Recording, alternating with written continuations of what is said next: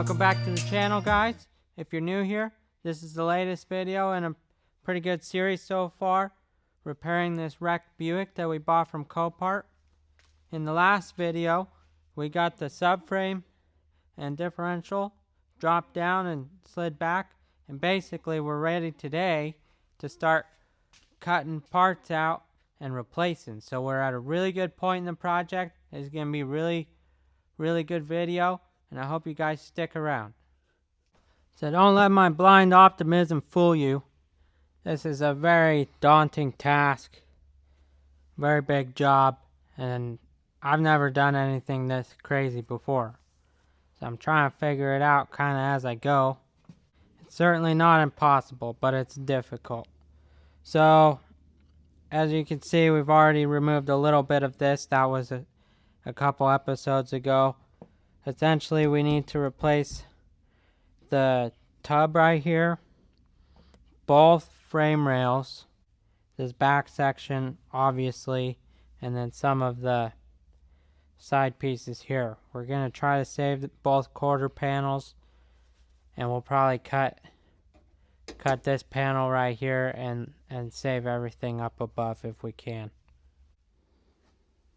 One of the things I'm really not very sure about is replacing this panel. It's going to be kind of hard to get out, I think. So I haven't figured that part out. As you can see, this side is, I'm sure we could salvage it, but it would just be nicer to replace that whole piece. Now, underneath here, now that we've got this subframe out of the way, we basically need to get all this seam sealer off and get to the welds and replace the whole trunk pan. I think on the frame rails, I want to try to cut it right at this line and replace everything forward of that line. I suppose let's get these towers out of the way and kind of get set up here.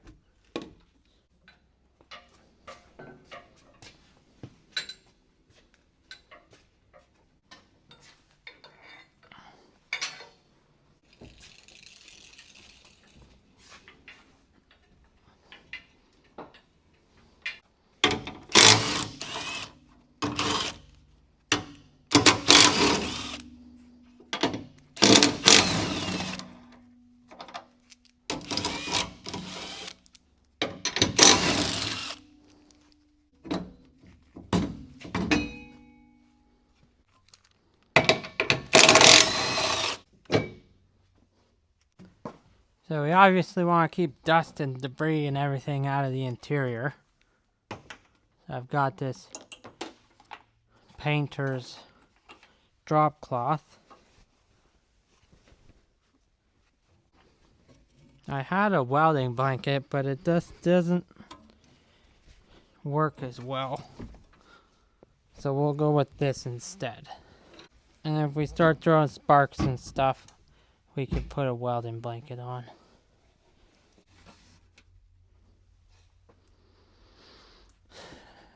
Okay.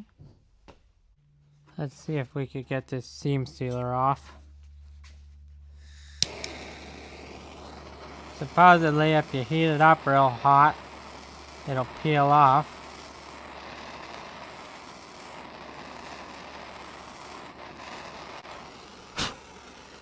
We don't want to start a big fire though. Oh yeah. Yeah, that does work.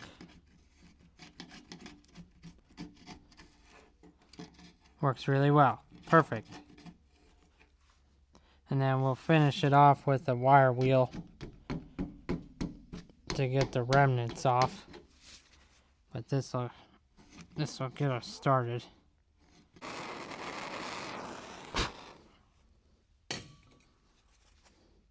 I don't have a fire extinguisher, but I've got couple gallons of water jugs sitting over there. I might try a heat gun instead. Might be a little safer. This is just the way I've seen it done online. That's not even where the spot welds were. They were on this side, but we gotta take it off either way. This one's thicker, so it may be a little more difficult.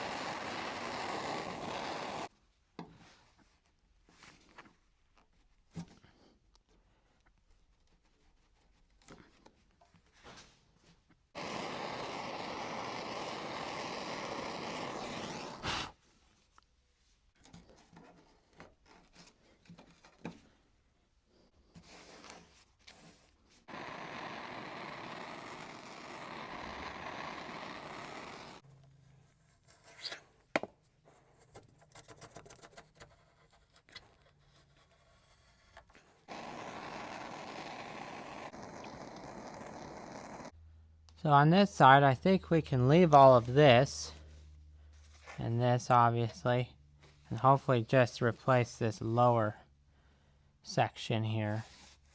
So I'm not going to bother taking the seam sealer off quite yet, unless it's in the way.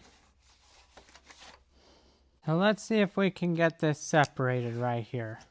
First thing I'm going to do is mark the locations of all of our spot welds.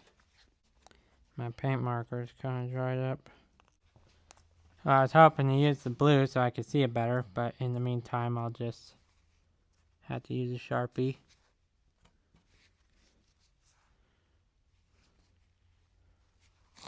I'm sure there's another one somewhere up here. So they make these special drill bits that are kind of flat with a little starting point on the end of them for spot welds. It's supposed to not drill all the way through because we want to leave the panel underneath intact, so we have something to weld back to. On this one we could potentially just use a regular drill bit, but I don't know that if there's anything behind there.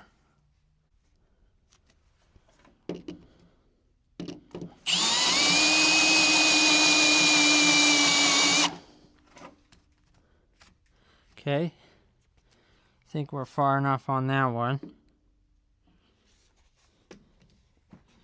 So then we can use this seam splitting tool to get in behind there.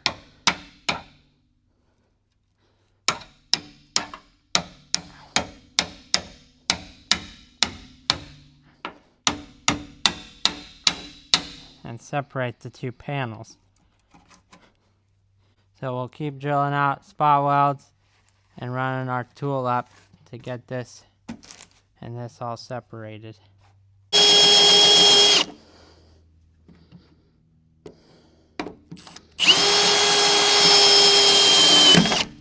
Whoops.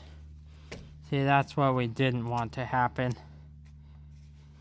Oh, good one. So we'll have to figure out how to fix that later.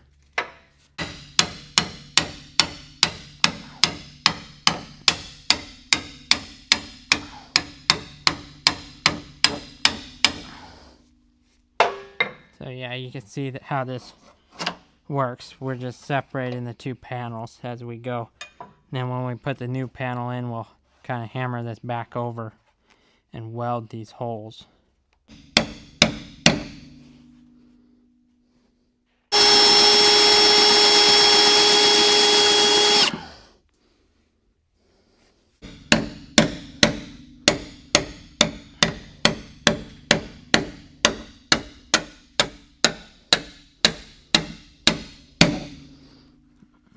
There's one here somewhere.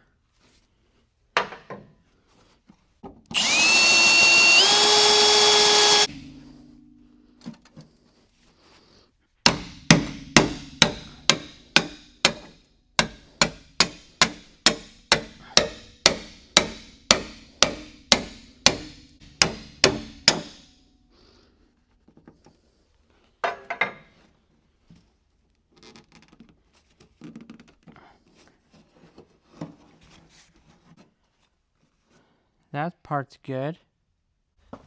What I'm thinking here is before we get over to the other side, we'll try to see if we can't get this piece out and see what we're working with, since we're probably going to salvage this same piece on the other side.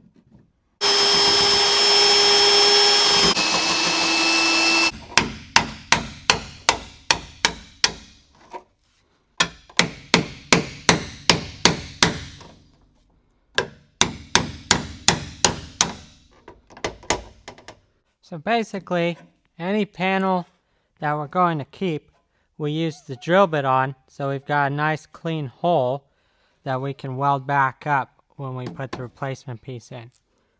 Now, we know we're throwing all this away, so these spot welds, for example, we don't really care about keeping those nice.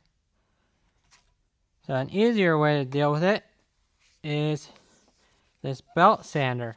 We could just grind it down instead of drilling it out, and it'll go a lot faster.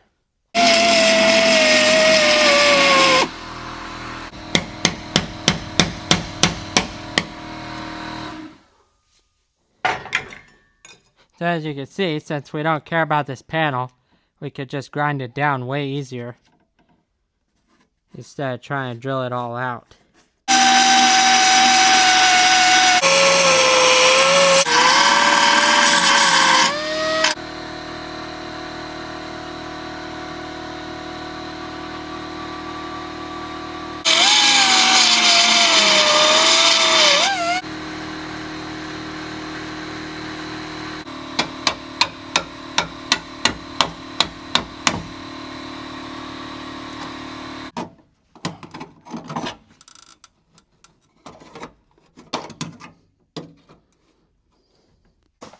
I've also got this little air saw that we'll end up using, but I'm just going to cut this piece off right here.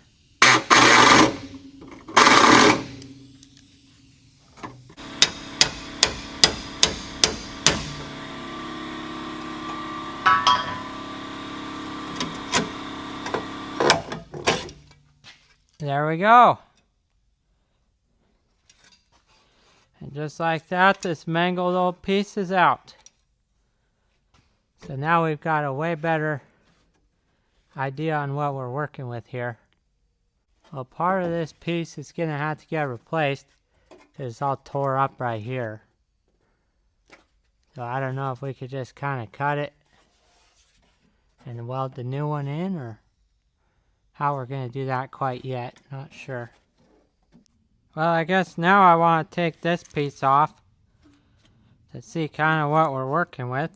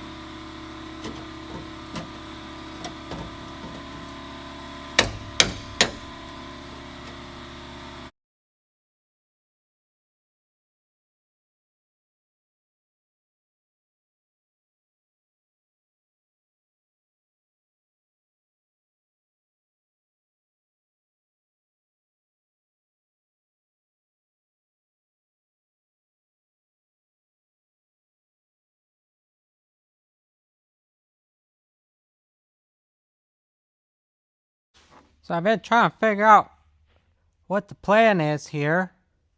And I'm not so sure because I think this kind of wraps back in behind all of this. This piece goes up into who knows what, and it's damaged here and here pretty good, which I mean, we could probably piece it back together, but it'd be better if we could cut this out. So kind of what I'm thinking is if we cut, somewhere like this.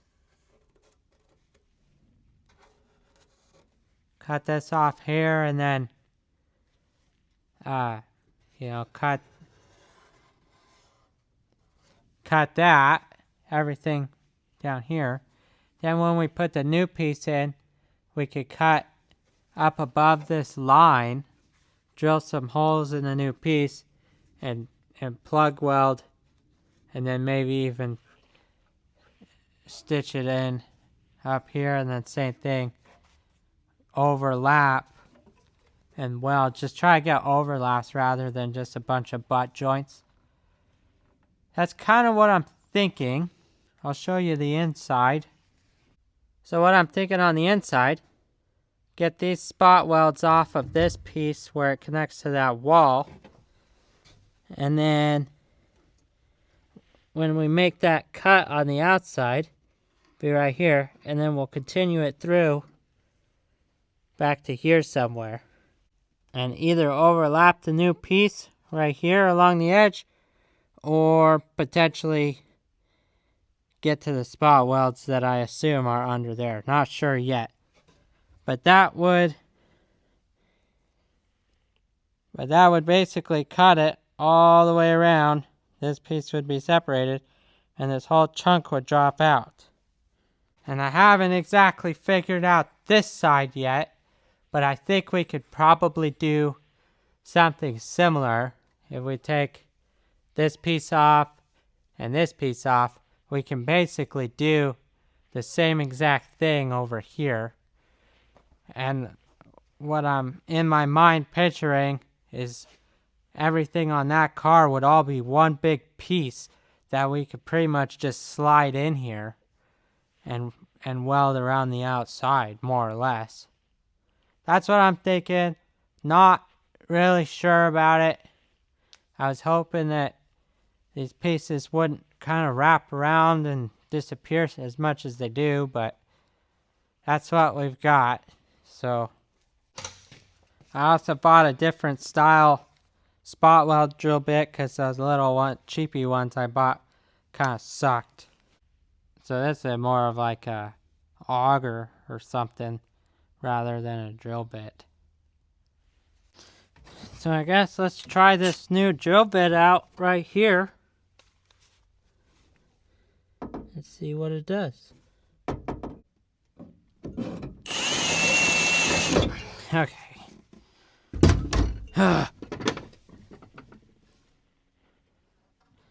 Let's just see if we can pop this free.